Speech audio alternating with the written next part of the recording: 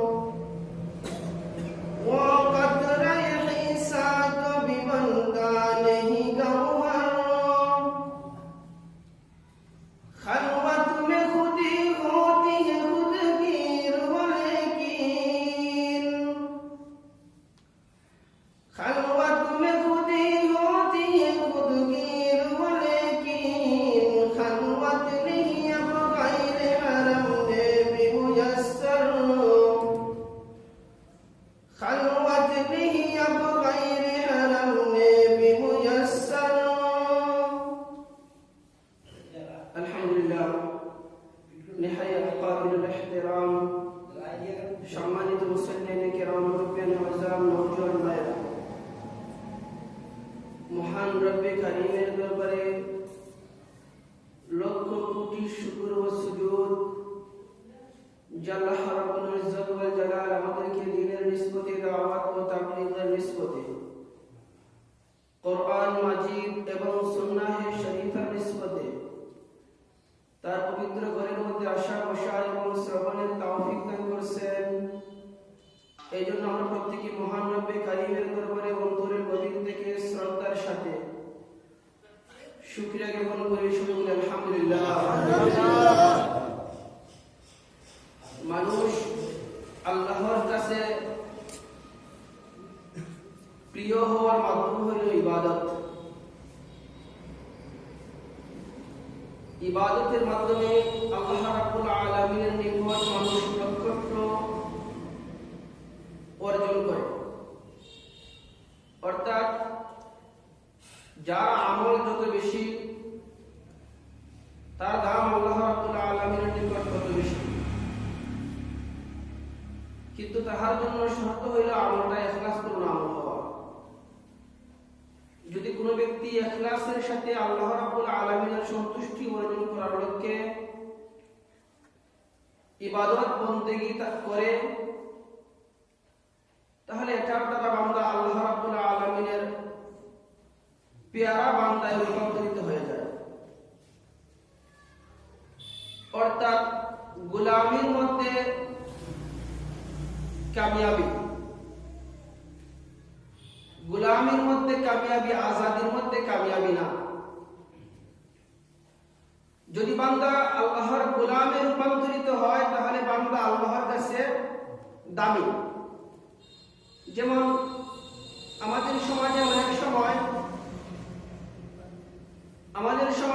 সময় অনেক পাখি আমরা পালি, পাখি পোষণ করে, সারো পাখি, ময়না পাখি, এগুলাকে পুষ করে। মানুষের আনুগত্যশীল বানানো হয়। একটা বনের পাখিকে যদি কেউ গুলি করে শিকার করে তাহলে এটার কোনো বিচার হয় না, এটার কোনো প্রতিবাদ হবে না। প্রকারান্তরে যদি কোনো বান্দা কোনো পাখিকে লালন পালন করে তাহলে ওই পাখিকে যদি কেউ গুলি করে শিকার করতে চায় তাহলে এটার দ্বারা মালিক প্রতিবাদ করবে, ঠিক না বেটি? ঠিক তদ্রূপ যে বান্দাটা মালিকের গোলাম হিসাবে সাব্যস্ত হয় মালিকের ইবাদতের দ্বারা, ওই বান্দার ব্যাপারে আল্লাহ রাব্বুল ইজ্জত ওয়াল জালাল নিজে তার জিম্মাদার হয়ে যান। সুবহানাল্লাহ। এটার অনেক প্রমাণ ইতিহাসের মধ্যে পাওয়া যায়। এমন অনেক ঘটনা ইতিহাসের মধ্যে পাওয়া যায় যে ঘটনা দ্বারা এই ব্যাপারে স্পষ্ট প্রমাণিত যে বান্দা মালিকের গোলাম হিসাবে নিজেকে যখন অর্পণ করে তখন মালিক তার দায়িত্ব বহন করে। ছোট্ট একটা ঘটনা বলতেছি। স্বামী তার স্ত্রীকে নিয়ে শপিং মহলে গেলেন, মার্কেটে। আধুনিক জামানা, স্বামী স্ত্রী মার্কেটে গেলেন, শপিং মহলে গেলেন মার্কেট করার জন্য। এমত অবস্থায় মার্কেটের সম্মুখে কিছু কাদা ছিল। স্বামী স্ত্রী যাইতেছে আর তাদের পার্শ্ববর্তী একজন হুজুর, একজন আলেম যাইতেছে। একটা আলেমের পায়ের চাপ লাগিয়া স্ত্রীর গায়ের মধ্যে কাদা লেগে যায়। স্বামী স্ত্রীকে মহব্বত করে ভালোবাসে, এই জন্য যখন আলেমের দ্বারা তার স্ত্রী কাদার দ্বারা ভরে গেছে, নোংরা হয়ে গেছে, তখন স্বামীর অন্তরের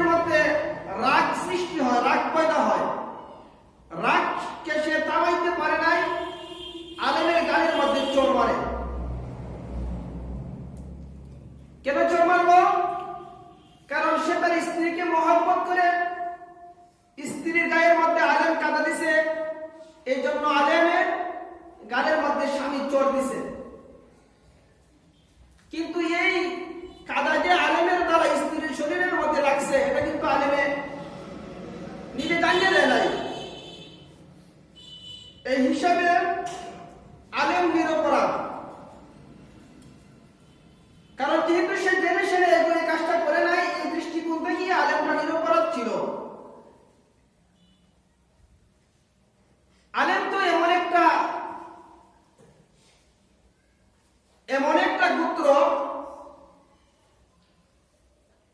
যাদের সম্বন্ধে হাদিসে কুদসির মধ্যে নবী আকরাম সাল্লাল্লাহু আলাইহি ওয়াসাল্লাম বলেন, যদি কোনো ব্যক্তি আলেমের সাথে আদাওয়াতি রাখে, দুশমনি রাখে, শত্রুতা পোষণ করে, তাহলে আল্লাহ রাব্বুল আলামিন বলেন, ওই ব্যক্তি সম্বন্ধে আমি বলতে চাই যে সে যেন আমার সাথে যুদ্ধ করার জন্য মাঠে বের হয়। নাউযুবিল্লাহ বলেন। অর্থাৎ আলেমের সাথে বিদ্বেষ পোষণকারীর সাথে আল্লাহ যুদ্ধ করতে চান আলেমের পক্ষে। এই হিসাবে যখন আলেমের গালের মধ্যে চোর দিল, তখন আলেম যেন দুইটা হাত বাড়াইয়া মালিককে কি যেন বলছে যে, মালিক, আমি তো কোনো অপরাধ করি নাই, আমার উপরে এমন অমানবিক নির্যাতন, আমি তো তোমার মানুষ, আমি কোনো কিছু করবো না, কেননা আমি তো প্রতিবাদ করার মতন শক্তি রাখি না। আলেম গ্রুপ না দুর্বল গ্রুপ, ঠিক না? ঠিক। আলেম সমাজ দুর্বল সমাজ, এরা সংখ্যায় কম, অস্ত্রের দিক দিয়ে কম, বাহুবলের দিক দিয়েও তারা দুর্বল। এটার জন্য আলেম সমাজ লজ্জিত নয়, নিজেকে আমরা হ্যাঁ প্রতিপন্ন করি না, কারণ নবী আকরাম সাল্লাল্লাহু আলাইহি ওয়াসাল্লাম আজকে থেকে ১৫০০ বছর আগে বলেছেন, বাদাআল ইসলামু গরিবা ওয়া সায়াউদু কামা বাদা ফাতুবা লিল গুরাবা। আল্লাহর নবীজি বলেন, বাদাআল ইসলামু গরিবা, ইসলাম আত্মপ্রকাশ করেছে গরীব অবস্থায়, ওয়া সায়াউদু কামা বাদা, এবং ইসলাম যখন দুনিয়া থেকে চলে যাবে তখন ইসলাম থাকবে গরীব অবস্থায়। সায়াউদু কামা বাদা ফাতুবা লিল গুরাবা। সুতরাং গরিবদের জন্য সুসংবাদ। সুবহানাল্লাহ বলেন। সুবহানাল্লাহ। কার জন্য সুসংবাদ? গরিবদের জন্য। ইসলামের মানুষগুলো আর্থিক দুর্বলতায় গরিব, ইসলামের মানুষগুলা সংখ্যায় গরিব, ইসলামের মানুষগুলা অস্ত্রের দিক দিয়ে গরিব। এই জন্যই তো উহুদের ময়দানে মুসলমানদের সংখ্যা ছিল 900 থেকে 950, কাফিরদের সংখ্যা ছিল 3000। বদরের যুদ্ধে মুসলমানদের সংখ্যা ছিল 313, কাফিরদের সংখ্যা ছিল 1000। এরকম প্রত্যেকটা যুদ্ধের মধ্যে মুসলমানদের সংখ্যা কাফিরদের মোকাবেলায় অনেক গুণ কম ছিল, কিন্তু বিজয় মুসলমানদের সবসময় আল্লাহ রাব্বুল আলামিন করে দিয়েছেন। সুবহানাল্লাহ। এই বিজয় দিয়েছেন কে? আল্লাহ। বিজয়ের মালিক কে? আল্লাহ। বাহুবলের দ্বারা বিজয় অর্জিত হয় না, ইসলাম এই জিনিসকে আজকে থেকে ১৫০০ বছর আগে প্রমাণ দিয়ে দিয়েছেন। অস্ত্রের দ্বারা বিজয় লাভ করা যায় না, বাহুবলের দ্বারা বিজয় লাভ করা যায় না, জনবলের দ্বারা বিজয় লাভ করা যায় না। বিজয় একমাত্র অর্জিত হয় ঈমানের বল দ্বারা, ঠিক না? ঠিক। ঈমানের দ্বারা বিজয় অর্জিত হয়। এই জন্য আলেম দুইটা হাত বাড়াইয়া কি যেন মালিককে বলছেন। এই কিছুক্ষণ পরে হঠাৎ আকস্মিক ভাবে স্বামীটা হঠাৎ মারা গেল। এই যে স্ত্রীর স্বামী ছিল, স্বামীটা আকস্মিক ভাবে হঠাৎই মারা গেল। শপিং মহলের কাদার কাছেই আকস্মিক ভাবে মারা গেল। পাশের মানুষগুলো দৌড়ে একত্রিত হয়েছে, যে কি হইল। এই আলেমের গালের মধ্যে ওই স্বামীটা চোর দিয়েছিল যুবক। এই চোর দেওয়ার কিছুক্ষণ পরে ওই স্বামীটা, যুবকটা মারা গেল। এখন আলেমকে দোষারোপ করতেছে যে তুমি সম্ভবত কোন ফু দিছ। হ্যাঁ, হুজুরদের একটা হাতের আছে ফু দেওয়া, ঠিক না? আছে না? ফুর মধ্যে অ্যাকশন আছে না নাই? ঘটনা বলবো। ক্যান্সার হয়ে গেছে। ক্যান্সারটা হওয়ার পরে ওই ব্যক্তিকে অনেক চিকিৎসা করছে, বাহিরে পর্যন্ত চিকিৎসা করছে, ফলাফল দাঁড়াইছে এটাই যে ওই ব্যক্তিটা 20-25 দিনের ভিতরে মারা যাবে। অনেক সময় ডাক্তার এমন এমন আলটিমেটাম দেয় না যে রোগীটা বেশি দিন বাঁচবে না। তো সমস্ত ডাক্তারদের বোর্ড বসিয়া সিদ্ধান্ত এটাই হলো যে ওই ব্যক্তিটা কিছুদিনের ভিতরে মারা যাবে। মুরব্বী মানুষ অন্তরের মধ্যে মরার ভয় ঢুকছে, তো ওই মর্ম যেহেতু মারাই যেহেতু যাবো তো জায়গা তার দিকে 3 দিনের 40 দিনের ছিলাম, 40 দিনের ছিলাম গেলে 20 দিনের দিনে যদি মারা যায় আল্লাহ রাস্তায় মারা গেল, ঠিক না? বেহেশতি মরণ।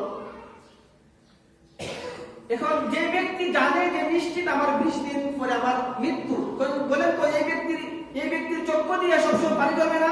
সবসময় কাঁদবে মরণের ভয়, কারণ সবাই মরণকে ভয় পায়। ওই ব্যক্তিটা কাঁদে। তো আমি সাহেব একদিন জিজ্ঞাসা করতেছেন, মুরব্বী আপনাকে দেখি সবসময় কাঁদেন, কারণ কি? তো আমি সাহেবকে বলেন, হুজুর সমস্ত ডাক্তারের চিকিৎসার ফলাফল দাঁড়াইছে 20 দিনের ভিতরে আমি মারা যাব, এই ভয়ে কাঁদতেছি। আমি সব হুজুর সমস্ত পাবলিকের সাথীদেরকে নিয়ে এক গ্লাস পানি ভরা দিছি। কি ভরা? পানি ভরা দেওয়ার পরে 20 দিন গেছে, এই পানি ভরা খাইতেছে, এবার তার তাবলিগের চিল্লাওয়া চলতেছে।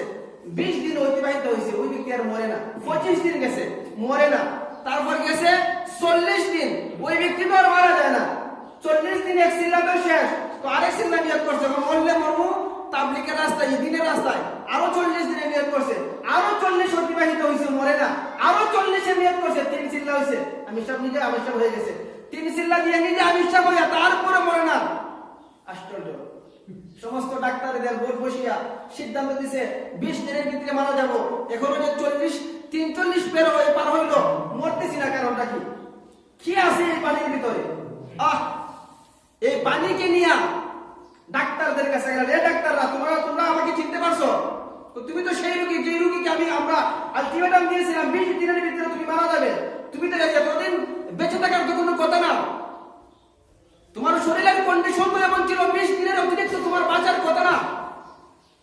তো কয় কিভাবে বাঁচলেন, কি ওষুধ খাইলেন? তো কোনো ওষুধ খাই নাই। কি খাইছেন? ওই পানিটা খাইছে, এই পানি পান করছি। গবেষকরা এই পানিকে তাদের এমন একটা যন্ত্রের মাধ্যমে পানিকে পরীক্ষা করা হয়েছে, দেখি এই পানির মধ্যে কোটি কোটি রোগ জীবাণুকে নাশক করার জন্য, রোগ জীবাণু থেকে বাঁচার জন্য কোটি কোটি এমন পদার্থ আল্লাহ রাব্বুল আলামিন সৃষ্টি করে দিয়েছেন এই পানির মধ্যে। রোগ থেকে মুক্তির মালিক, দেওয়ার মালিক কে?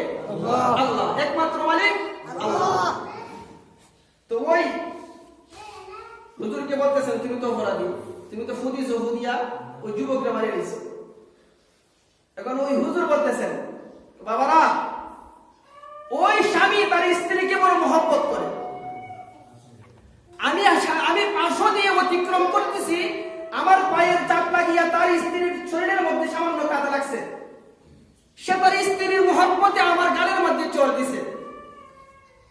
আমাকেও একজনে ভালোবাসে, সুবহানাল্লাহ বলেন। বলতেছি আমাকেও একজনে মহব্বত করে, আমাকে মহব্বত করে আসমানের মালিক আল্লাহ। সে তার স্ত্রীর শরীরের মধ্যে কাদা লাগার কারণে সে চোর দিয়ে ক্লান্ত হয়েছে, তার রাগটা মিটছে, কিন্তু আমাকে যে ভালোবাসে সে একটা চোর দিয়া তার রাগ সামাল হয় নাই, তার রাগ কমে নাই, তার জীবনটাই নিয়ে নিছে। এই জন্য ইবাদতের মাধ্যমে আল্লাহর নৈকট্যতা অর্জন হয়। ইবাদত, যার যত আমল, যার যত ইবাদত, সে আল্লাহ রাব্বুল আলামিনের কাছে তত দামি। আমি একটা আয়াতে কারিমা তেলাওয়াত করেছি। আল্লাহ রাব্বুল ইজ্জত ওয়াল জালাল বলেন, তোমরা যদি সঠিক খাঁটি ঈমানদার হতে চাও,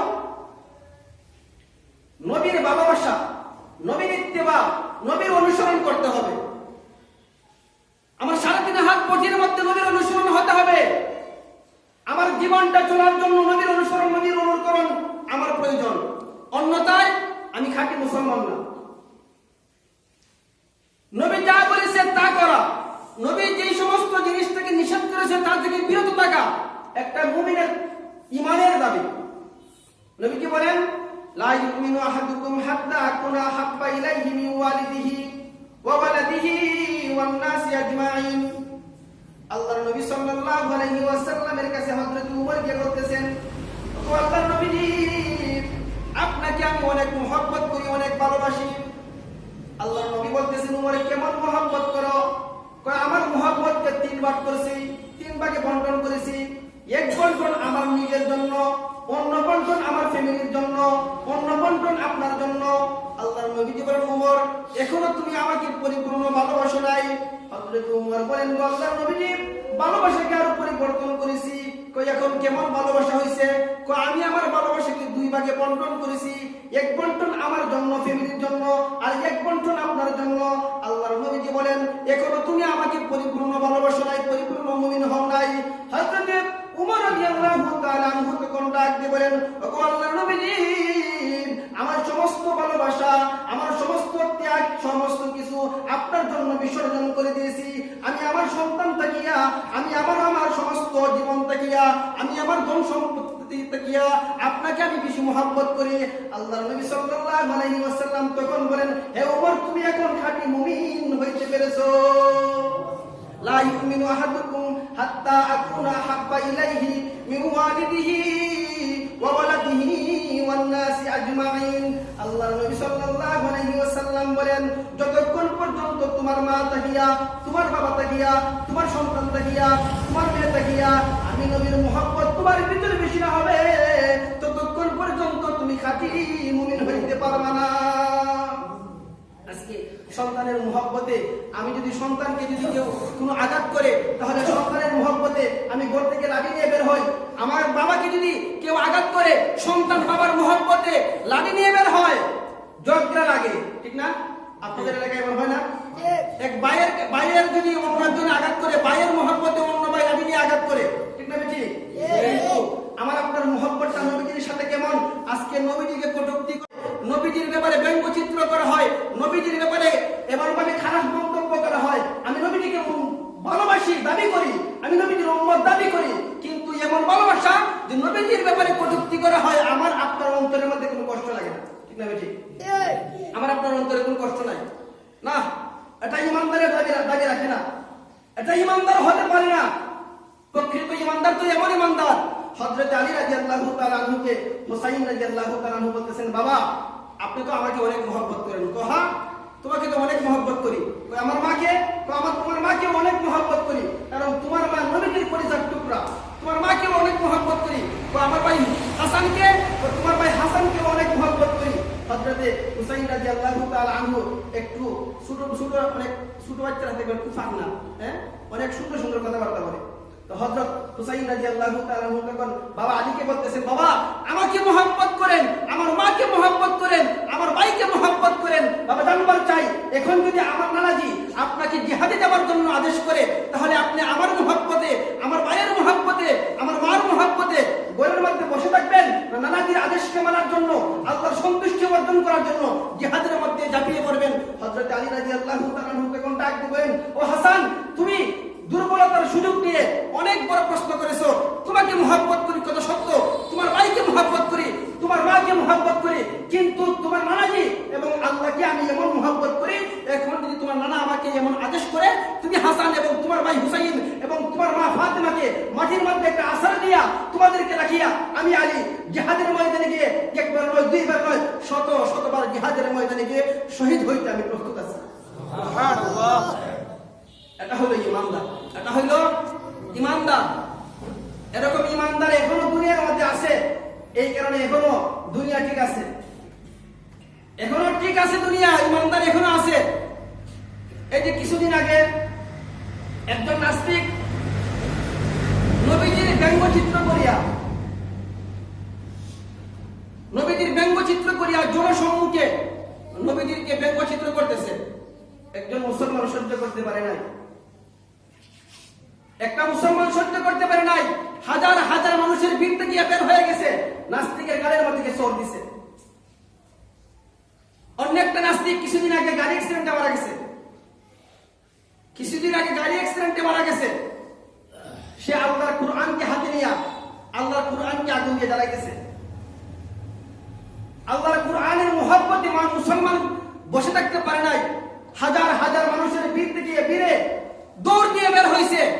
নাস্তিকের বুকের মধ্যে গিয়ে লাভ করছে, আঘাত দিছে। এটা কিসের দাবি? ইমানের দাবি। এটা ইমানের দাবি। সে জানতো, সে জানে যদি আমি এমন ভাবে আঘাত করি আমাকে ততক্ষণ গ্রেফতার করা হবে, আমাকে গ্রেফতার করা হবে, সে জানে। তারপরেও কেন সে আঘাত করছে? যেটা তো আমার ইমানের প্রশ্ন, এটা তো আমার মুসলমানিত্বর প্রশ্ন। আমার ইমান যদি বেশি হয় তাহলে তো ইমানের দাবি সঙ্গে সঙ্গে এমন হাত দ্বারা ইহার প্রতিহত করা, এটাই প্রকৃত সবচাইতে উত্তম ইমানদারের দাবি। ইমানদারের দাবিটা হলো এমন, ইসলামের বিরুদ্ধে যদি কেউ কটূক্তি করে, ইসলামের বিরুদ্ধে যদি কেউ আঘাত করে, কোরআনকে যদি কেউ অপমান করে, নবীকে যদি কেউ অপমান করে, ইসলাম ধর্মকে নিয়ে যদি কেউ কটূক্তি করে, একটা মুসলমানের দাবি হলো সঙ্গে সঙ্গে এর প্রতিবাদ করা। ঠিক না বেটি? সঙ্গে সঙ্গে প্রতিবাদ করা একটা মুসলমানের দাবি, একটা ইমানদারের দাবি।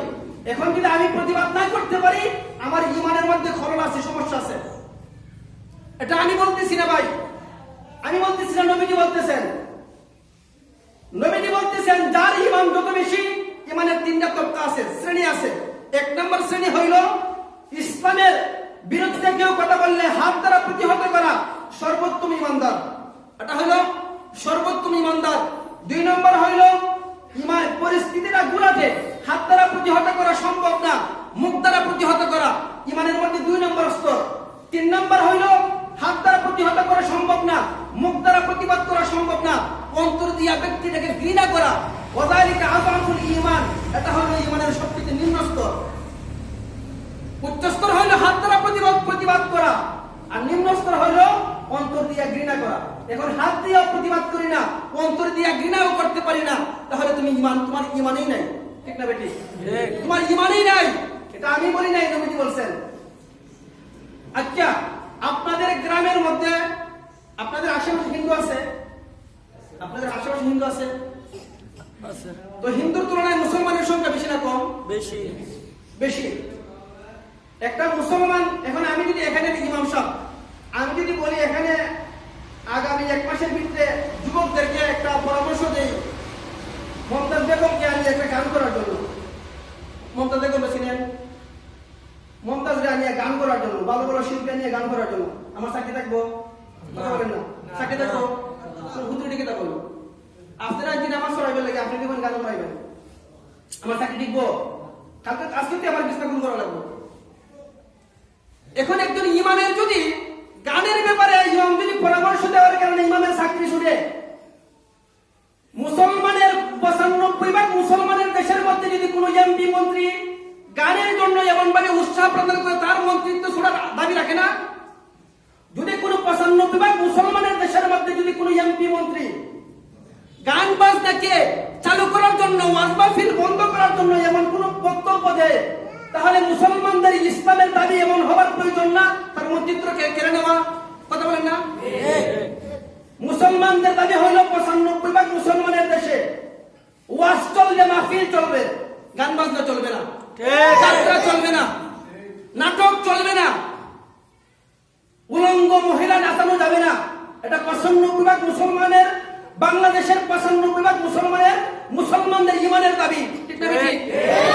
আর যদি কোন নাস্তিক, যদি কোন বেঈমান, যদি কোন ব্লগার এরকম ভাবে ওয়াজ মাহফিলকে বন্ধ করার জন্য, যাত্রা গান চালু করার জন্য এমন উৎসাহ প্রদান করে, আমরা দাবি জানাইতে চাই এমন নাস্তিক বেঈমানকে দেশ থেকে তাড়ানোর জন্য, তাকে মন্ত্রিসভা থেকে তাকে বরখাস্ত করার জন্য। ঠিক না বেঠিক? কারণ তুমি যদি ভারতের ইঙ্গিতে তুমি যদি তোমার উস্কানিতে কথা বলো, তোমার যদি উস্কানিতে যদি হয় ভারত, তোমার যদি উস্কানিতে ভারত হয়, ইহার সমাধান আল্লাহ রাব্বুল আলামিন আরশে আজিম থেকে দিবেন। ঠিক না বেঠিক? তোমার পরামর্শদাতা, তোমাকে ইঙ্গিতদাতা এমন যদি হয় ভারত, তাহলে ইহার সমাধান, ইহার ব্যাপারে অ্যাকশন আল্লাহ রাব্বুল আলামিন আরশে মুআল্লা থেকে দিবেন। এটা দুনিয়ার মধ্যে এমন প্রমাণ আছে, দুনিয়ার মধ্যে এমন প্রমাণ আছে যে জমিনের মধ্যে যারা নাস্তিকতার দিকে দাবিত হয়েছে, ইসলামের দুশ্মনী করেছে, আল্লাহ রাব্বুল আলামিন আরশ থেকে ইহার ফয়সালা করছে। আরশটা কি? অনেক ওয়াজ করতে মনে চায়, অনেক সময় যে ভাবি শুক্রবার দিনে নামাজ সম্পর্কে ওয়াজ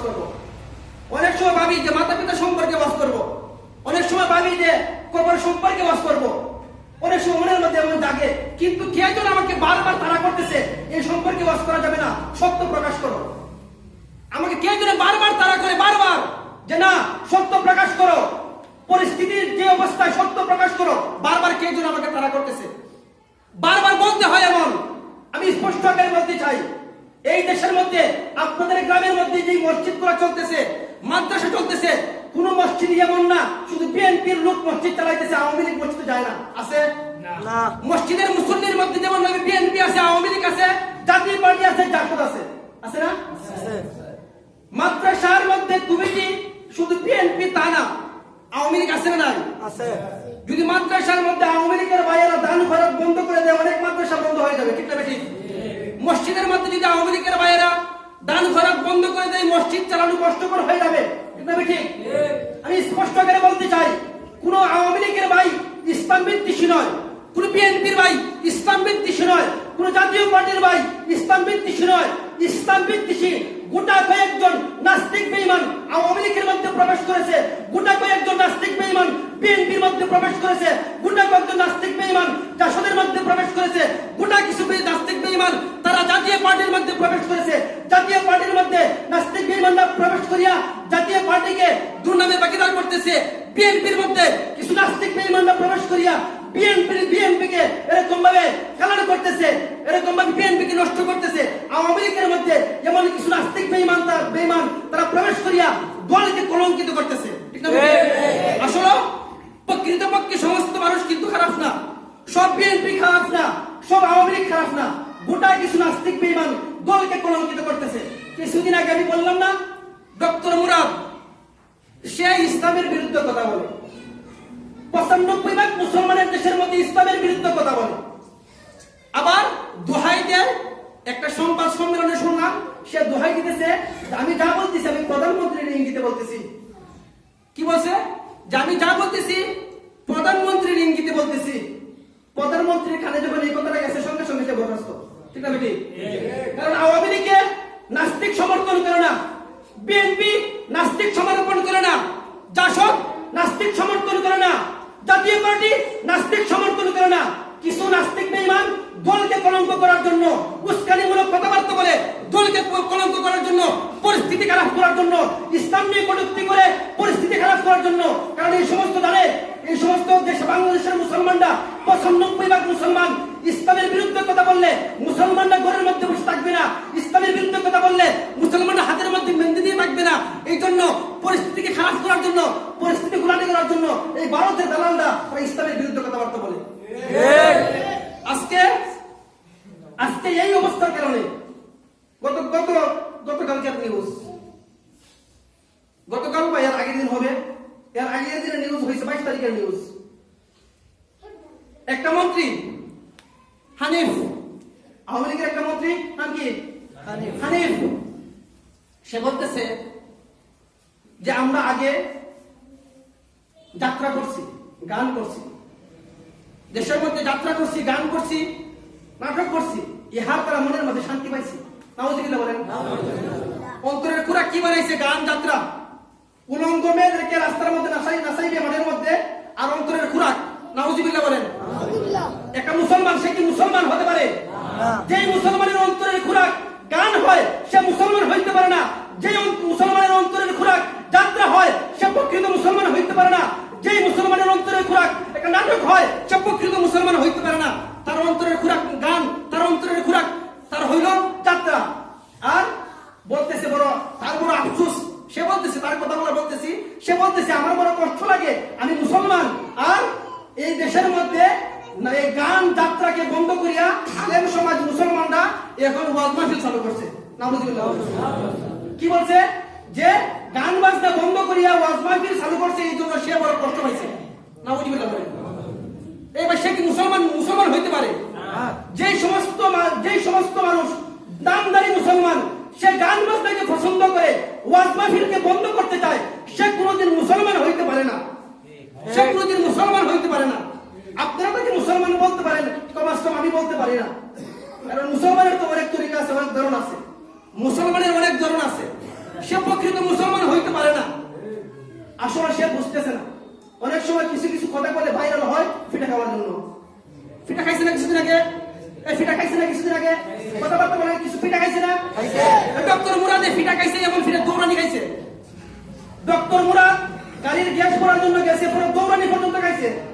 বাইরেছি ফালাইয়া। কই গেল মন্ত্রিত্ব, কই গেল এমপি, কই গেল তোমার দাপট, ক্ষমতার দাপট কোথায় কোথায় গেল? রাস্তার মধ্যে ফিরছে ফালাইয়া।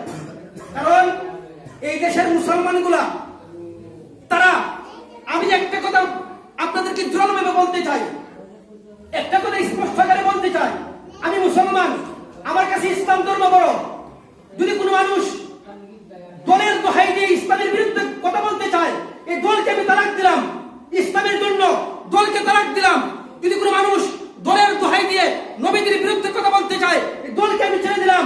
যদি কোনো মানুষ নেত্রীর বিরুদ্ধে, নেতার পক্ষে নিয়ে কুরআনের বিরুদ্ধে কথা বলতে চায়, এই নেত্রীকে আমি তালাক দিলাম, নেতাকে আমি ছুড়ে দিলাম। ঠিক না বেঠিক? কারণ আমি মুসলমান, আমার কাছে ইসলাম ধর্ম আমার কাছে বড়, আমার কাছে ইসলাম বড়। আমার কাছে আমার যৌবন কোন নেতা আমাকে দান করে নাই, আমার যৌবন কোন দল আমাকে গিফট করে নাই। আমার যৌবনের মালিক হয়, আমার যৌবন দিয়েছে আমাকে আল্লাহ। এই যৌবন বিসর্জন করতে হবে আল্লাহর জন্য। যৌবনের তাজা রক্ত যদি বিসর্জন করতে হয়, ইসলামের জন্য বিসর্জন করব। তুমি দলের জন্য তোমার যৌবনকে বিসর্জন করতেছো, দলের জন্য রক্ত বের করতেছো। খোদার কসমকে বলতেছি, কিয়ামতের দিন ইহার বিনিময়ে তুমি কোনো কিছুই পাবে না। আর ইসলামের জন্য তুমি যদি একটা পাথর নিক্ষেপ করো, আল্লাহ রাব্বুল আলামিন ইহার বিনিময়ে তোমাকে বেহেশত দিতে পারে। এই জন্য আমি স্পষ্ট আকারে বলতে চাই, আমি বিএনপি করি, আওয়ামী লীগ করি, জাসদ করি, আমি জাতীয় পার্টি করি, কে কোন দল করেন এটা দিকে দেখার বিষয় না। আমি আপনাকে বলবো না আপনি বিএনপি করেন, আমি আপনাকে বলবো না আপনি আওয়ামী লীগ করেন। আমি কোন দলের সাফাইগিরি করব না, কারণ আমি কোন দলের ঠিকাদারি নিছি না। আমি কোন দলের ঠিকাদারি নিছি না, আমি ঠিকাদারি নিছি একটা দলের। আমি এই দলের ঠিকাদারি নিছি একটা দলের, এই দলটা হলো ইসলাম। ঠিক না? আমি ঠিকাদারি নিছি আল্লাহর জন্য, আমি ঠিকাদারি নিছি ইসলামের জন্য, আমি ঠিকাদারি নিছি নবীদের জন্য। কথা বলবো নবীদের জন্য কথা বলবো, কথা বলতে হয় বলবো, আল্লাহর জন্য বলবো, কথা বলতে হয় বলবো, কুরআনের জন্য বলবো। দলের সাফাইগিরি করবো না। এই জন্য যদি আমার ইসলামকে যদি বাদ দিতে হয় কোনো দলের কারণে, এই দলকে সমর্থন করা তোমার জন্য জায়েজ হবে না। স্পষ্ট মাসলা বলতেছি, যদি কোনো দলের কারণে আমার ইসলামের শরীয়তের কোনো বিধানকে আমার অমান্য করতে হয়, এই দল সমর্থন করা তোমার জন্য হারাম। এই দল সমর্থন করা তোমার জন্য হারাম। এই দল সমর্থন করিয়া তুমি জাহান্নামের দিকে অগ্রসর হইতেছো। এই দলকে সমর্থন করিয়া তুমি জাহান্নামে যাইতেছো। কুরআনের আইন, যেই দল, যেই সংবিধান কুরআনের আইনকে বানচাল করতে চায়, এই সংবিধান আমরা চাই না। যেই দল, যেই আইন ইসলামকে বাদ দিতে চায়, এবং দলকে আমরা সমর্থন করতে পারি না। কারণ আমি মুসলমান। হযরত আবু বকর রাদিয়াল্লাহু তাআলা আনহু নরম সাহাবী, নরম, একেবারেই নরম। আরহামু উম্মতি বি উম্মতি আবু বকর। নবীজি বলেন আমার সাহাবীদের মধ্যে সবচেয়ে নরম সাহাবী আবু বকর। নবীজির ওফাতের পরে কিছু মানুষ যাকাতকে অস্বীকার করছে, যাকাত অস্বীকার, তারা যাকাত দিবে না। ইসলামের বিধান যাকাত দিবে না, ফরজ বিধান যাকাত দিবে না। নরম সাহাবী আবু বকর গরম হয়ে গেছে, মাথার পাগড়ি কোমরের মধ্যে বাঁধছে। আমি আবু বকর জীবিত থাকতে কোন মানুষ ইসলামের কোন শিয়ারকে অমান্য করবে, আমি আবু বকর জীবিত থাকতে কোন মানুষ ইসলামের কোন অকাট্য বিধানকে অস্বীকার করবে, আমি আবু বকরের মাথার পাগড়ি মাথায় থাকবে না, কোমরের মধ্যে চলে আসবে। ঠিক না বেঠিক? আমরা হুজুর মসজিদের কোণার মধ্যে বসে ইল্লাল্লাহ জিকির করি, মসজিদের মধ্যে বসিয়া 5 ওয়াক্ত নামাজ পড়ি। আমরা কেউ কোনদিন দেখছেন কোন হুজুরে রাইফেল নিয়ে রাস্তার মধ্যে হাঁটতে দেখছেন? এই কোন হুজুর দেখছেন এই অস্ত্র মামলা ধরা খাইছে? আরে অনেক সময় তো অনেক হুজুর আরে বদনাম করার জন্য যদি আপনি 6 মাস যদি শেখ না করেন, আপনি কি হুজুর হয়ে যাবেন? 6 মাস যদি আপনি শেখ না করেন, আপনি হুজুর না। এই হুজুর আর কোন শিল আছে যে হুজুর? দাঁড়িয়ে যদি আপনি রাখেন, আমার মতো যদি লম্বা ফান্তি দিয়ে লাগান, তাহলে আপনার মাঝে হুজুর বলবে না? কথা বলেন, হুজুর বলবে না? বাংলা ভাই তো কোনো হুজুর ছিল না, বাংলা ভাই হুজুর ছিল না, আব্দুর রহমান হুজুর ছিল না। হুজুরের লিবাস করছে হুজুরকে কলঙ্ক করার জন্য। ইতিহাস খুঁজে দেখেন, তাদের জীবনে কওমি মাদ্রাসার বারিন্দার মধ্যে পর্যন্ত কোনোদিন যায় নাই। হুজুরদেরকে কলঙ্ক করার জন্য যেমন হুজুরের লিবাস ধরছে, হুজুরের লিবাস ধরে হুজুরকে কলঙ্ক করবে। বুঝেন নাই? কিছুদিন আগে একটা নিউজ বলতেছি, কিছুদিন আগে আপনাদের গ্রামের মধ্যে একটা মাদ্রাসা আছে, রাহিমিয়া মাদ্রাসা। আপনাদের সন্তানরা এই মাদ্রাসার মধ্যে পড়ে। আপনারা বলেন আপনাদের সন্তানরা কে বুয়া বানানো শিখছে? কথা বলেন। আপনাদের সন্তানরা রাহিমিয়া মাদ্রাসায় পড়িয়া কে অস্ত্র বানানি শিখছে? এমন কোন কিতাব নাই কবি মাদ্রাসার মধ্যে। আমি 16 বছর লেখাপড়া করছি, 16 বছরের ভিতরে এমন কোন কিতাব পাই নাই যে কিতাবের পড়ার দ্বারা বোমা বানানো শেখানো যায়, যে কিতাবের শিক্ষার দ্বারা রাইফেল কিভাবে বানায় ইহা শিক্ষা করা যায়, এমন কোন কিতাব কবি মাদ্রাসার নিসাবের মধ্যে নাই। অথচ কিছুদিন আগের একটা নিউজের মধ্যে একটা সরকারি একটা পরীক্ষার মধ্যে আছে যে কোন প্রতিষ্ঠানে জঙ্গি শিক্ষা দেওয়া হয়, কোন প্রতিষ্ঠানে জঙ্গি শিক্ষা দেওয়া হয়। 4টা অপশন, স্কুল, কলেজ, মাদ্রাসা, মন্দির। স্কুল, কলেজ, মাদ্রাসা, মন্দির। এখন এটা খালি বট্ট বট্ট বিরাট কি বলে বৃত্ত বরাট, মানে যেটা সঠিক এটা বৃত্ত বরাট করবে। তো বৃত্ত বরাট করছে মাদ্রাসা।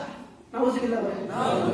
মাদ্রাসা, যে মাদ্রাসার মধ্যে এই জঙ্গি পয়দা করা হয়, মাদ্রাসার মধ্যে অস্ত্র বানানোর শিক্ষা দেওয়া হয়, মাদ্রাসার মধ্যে কিভাবে গোলা বারুদ তৈরি করা হবে তা শিক্ষা দেওয়া হয়। অথচ কোন মাদ্রাসার জিন্দেগিতে কোন আলেম পর্যন্ত ধরা খাইছে না অস্ত্র মামলায়। কোন মাদ্রাসার মধ্যে কোনোদিন কোনো গোলা বারুদ পাওয়া যায় নাই। কোন মাদ্রাসার ছাত্র কোনোদিন রাইফেল বানায় নাই, কোন মাদ্রাসার ছাত্র কোনোদিন বম বানায় নাই। তারপরেও কেন তাদেরকে এরকম ভাবে কটূক্তি করা হইতেছে? কেন তাদেরকে বারবার জঙ্গি বলে আখ্যায়িত করা হইতেছে? যাদেরকে দেখতে পারি না তাদের চরণ বাঁকা, যাকে দেখতে পারি না তার চরণ বাঁকা। তাদেরকে দেখতে পারি না, যেন তাদেরকে তাদের ব্যাপারে একটা তুহমত দেওয়ার প্রয়োজন করতেছি, তারা জঙ্গি। আমরা খুশি, আলহামদুলিল্লাহ বলেন, আলহামদুলিল্লাহ বলেন। আমরা জঙ্গি, আমরা খুশি, কারণ আল্লাহ নবী সাল্লাল্লাহু আলাইহি ওয়াসাল্লাম জিহাদ করছেন। সুবহানাল্লাহ বলেন। আল্লাহ নবী জিহাদ করছেন। নবীজি 13টা বছর মক্কার মধ্যে কষ্ট করছে। আবু জাহেলের গ্রুপ নবীজির সজদা দেওয়ার অবস্থায় নবীজির শরীরের মধ্যে নবীজির মাথার উপরে উঠে বল রাখছে। নবীজি কোনো প্রতিবাদ করছে না, চোখের পানি জড়াইছে। তায়েফের ময়দানে নবীজিকে রক্তাক্ত করছে, নবীজি প্রতিবাদ করেছে না। আবু জাহেল নবীজিকে আঘাত করছে, নবীজি প্রতিবাদ করছে না। মক্কি জিন্দেগির মধ্যে মারামারি খাটাখাটি নাই। ইতিহাস আপনারা পড়বেন, ইতিহাস থেকে জানবেন মক্কি জিন্দেগির মধ্যে কোনো জিহাদ ছিল না। যখন নবীজি হিজরত করিয়া মদিনায় চলে গেলেন, আল্লাহ রাব্বুল আলামিন যখন তার হাবিবকে বলতেছেন, হাবিব আপনি 13টা বছর কষ্ট করছেন, মক্কার কাফেররা আপনাকে নির্যাতন করছে, কোনো প্রতিবাদ করেন নাই, এমন দিন আর নাই। এখন আপনার মাথার পাগড়ি কবরের মধ্যে বাঁধেন। যদি কেউ প্রতিবাদ করে, যদি আপনার বিরুদ্ধে কেউ কথা বলে, যে আঙ্গুল তুলিয়ে আপনার বিরুদ্ধে কথা বলবে তার আঙ্গুল ভেঙে দিবেন। ঠিক না বেটি? যে ব্যক্তি তার বলিষ্ঠ হাত আপনার বিপক্ষে ব্যবহার করবে তার হাত ভেঙে দিবেন। এটা হলো মদিনার জিন্দেগি। মদিনার জিন্দেগির মধ্যে নবীদের সিরত থেকে পাওয়া যায় জিহাদের শিক্ষা। আলেমরা তো জিহাদি জঙ্গি হবে, কারণ তারা তো নবীর উত্তরাধিকারী। ঠিক না বেটি? তারা তো নবীর উত্তরাধিকারী। বেশি জ্বালায় না, কারণ তুমি আমাদেরকে জ্বালাইতেছো, একদিন তুমিও জ্বলবে। জ্বলতেছে। যারা হেফাজতের সময় গুলি করছিল, যারা হেফাজতের লং মার্চের সময় গুলি করছিল, তারা বেশি ভালো অবস্থায় নাই। তথ্য নিয়ে দেখেন, বেশি ভালো অবস্থায় নাই। জ্বালায় না, তুমি জ্বলতে হবে। जो किसी को जलाता है वो भी जलता है जरूर, शमा भी जल जाते हैं परवाना जल जाने के बाद।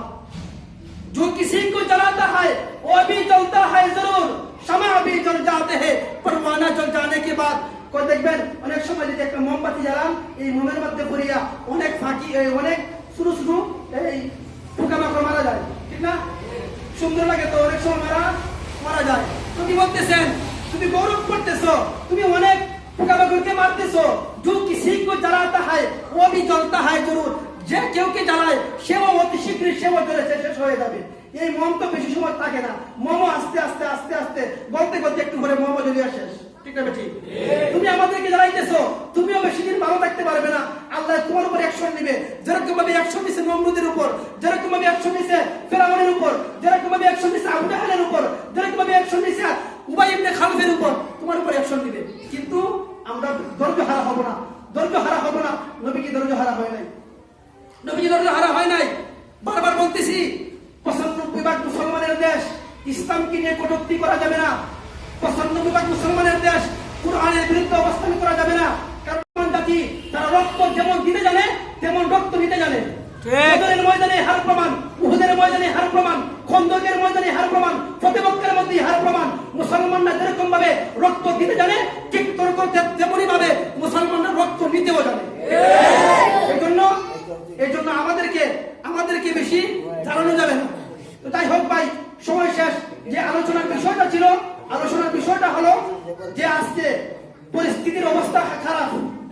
ইসলামের মধ্যে কিয়ামতটা একেবারে নিকটবর্তী, একেবারে নিকটবর্তী। একটা হাদিস বলতেছি, মিশকাত শরীফের হাদিস, আশরাতুস সাআহ, কিয়ামতের আলামত। আশরাতুস সাআহ, কিয়ামতের আলামত, ছোট ছোট আলামত। নবীজি বলেন ছোট ছোট 15টা আলামত, 14 থেকে 15টা আলামত এমন যে আলামতটা প্রকাশ পাওয়ার পরে অতি শীঘ্রই বড় বড় আলামত প্রকাশ পাবে এবং কিয়ামত হয়ে যাবে।